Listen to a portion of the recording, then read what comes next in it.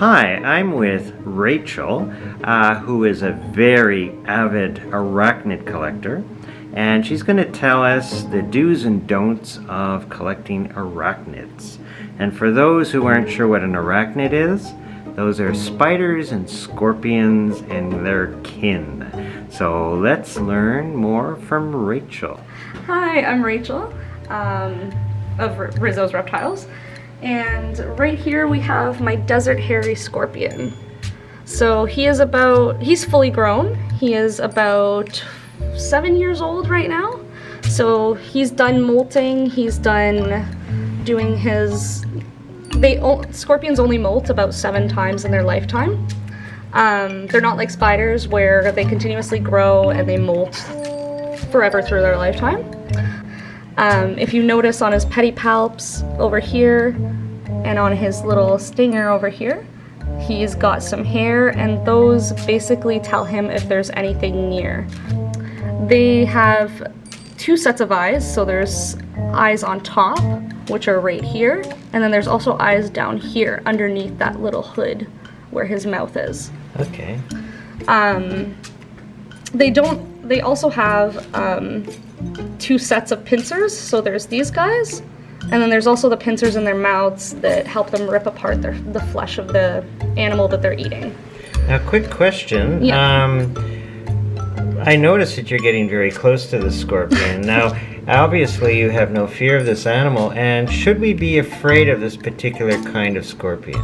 So, I would always say, exercise caution with all types of scorpions, especially if you don't know what they are. But this scorpion, I can tell you, has a mild venom. The only thing that you'll probably get out of it is what would feel like a mild bee sting, at most.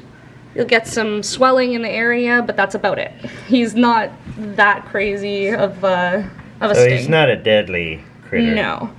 And what are the rules when it comes to owning these kinds of creatures? So in certain regions outside of Ontario or outside of Ottawa, you could definitely have them. Just make sure you know your city's regulations, you know your city's bylaws and things like that. But back to the scorpion, when you want to know what the venom toxicity is, or how high the toxicity is of the venom of the scorpion, a good way to tell that is through their pedipalps and how big their tail is. So if you have a scorpion that has big claws, that usually means, well, and a small tail, that usually means that they have a really mild venom that won't hurt you. If they have really small claws and a huge fat tail, that usually means you want to stay away and not go near that scorpion because they can do some damage. This guy has some pretty small pedipalps, but his tail is pretty small as well, which makes him a special case. And another cool feature about these guys is that they actually glow under black light. So cool. So this is long wave ultraviolet. It's so cool. Yeah, and you can actually see their little eyes better too. Those little black dots there. Neato. Yeah. And then their other sets of eyes are right in front of them over here. Nice. Yeah. Oh, wow. So what do we have here? So this is a Tilticatl abpulsus, or better known as a Nicaraguan curly hair tarantula. Oh, nice. He does have curly hair. Yeah. They are one of the most docile, well-known species of tarantula in the world, and I absolutely love them. I have 3 of them. Can I get to hold it? Yeah, totally. Oh, I'd love to. Come here, bud.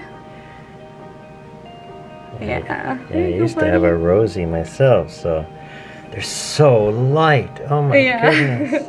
So these guys are well known for kicking hair. You can kind of see he probably got a little stressed out earlier today during the ride, and he's had a little bald spot there. Those hairs are actually very irritating to breathe in, to touch, but holding them like this is completely harmless. They're amazing friends and creatures, and all tarantulas are just, oh, they're just so cool. Yes, I find them I find them much more friendly than the teeny tiny ones, actually. Yeah, definitely. They're a lot more calm, they're a lot more chill. This guy actually is probably just hanging out, having a good time, trying to wonder what's going on. Beautiful. And he was one of my first tarantulas, so I had him when he was a little tiny sling. You should remind the young people watching this that there are 8 legs for an arachnid, and that doesn't include their pedipalps. Of Yeah. course.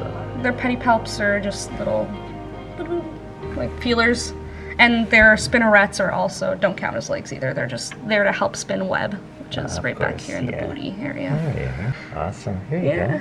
Hey, buddy, come on. What's this one's name? This is Artemis. Artemis. Yeah. Come here, Artie.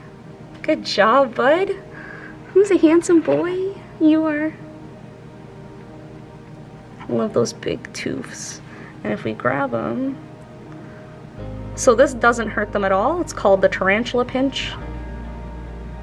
It's just an easy way of turning them over and seeing their underside. Oh, interesting. Yeah.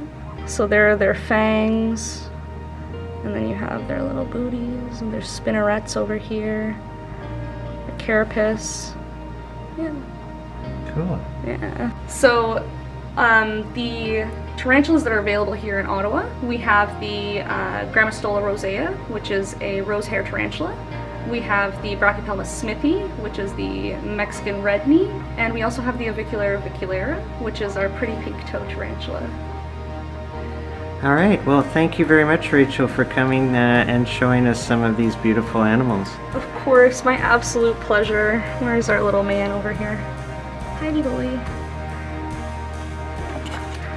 So I hope that gave you a bit of an idea about the group of arachnids and all their diversity, and also some of the rules and regulations relating to them, and which ones you could actually get at a local pet store. So we'll talk to you soon. Thank you.